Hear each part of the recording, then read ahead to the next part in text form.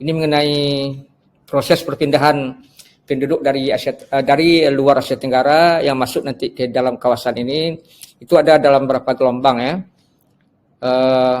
Ada paling tidak 3 gelombang kita lihat. Ada gelombang pertama itu adalah orang-orang Pulau Melayu yang pindah lebih kurang 1500 tahun sebelum Masehi, yang masuknya itu melalui jalur barat atau selatan ya, di mana nanti dari Yunan itu daerah utara itu dekat dengan Cina sekarang. Kemudian ada Malaya, dari Yunan mereka masuk ke Malaya, dari Malaya turun ke Sumatera, ke Jawa dan Kalimantan.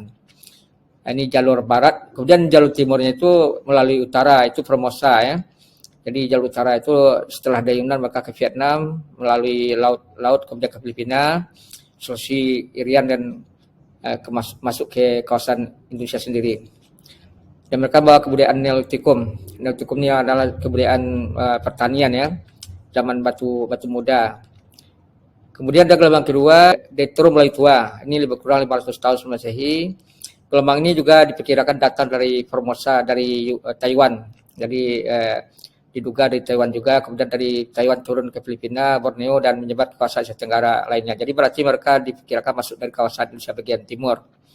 Dan terakhir ada gelombang 3, itu adalah Detro Melayu Muda, yang diperkirakan masuk melalui jalur barat. Jadi dari kawasan Asia, kemudian turun ke Malaya, Sumatera, Jawa, dan inilah nanti yang mendiami sebagian besar wilayah Indonesia hari ini, yang kita kenal dengan berbagai suku, bangsa, bisa orang Minangkabau, orang Jawa, orang Bugis, Makassar, dan segala macamnya.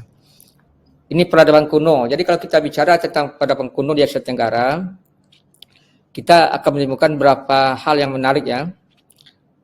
Jadi artinya ketika orang-orang Austronesia sudah menetap di kawasan Asia Tenggara, mereka mulai mengembangkan kebudayaan. Jadi kalau kita lihat secara teori, kebudayaan itu dia berkaitan dengan manusia.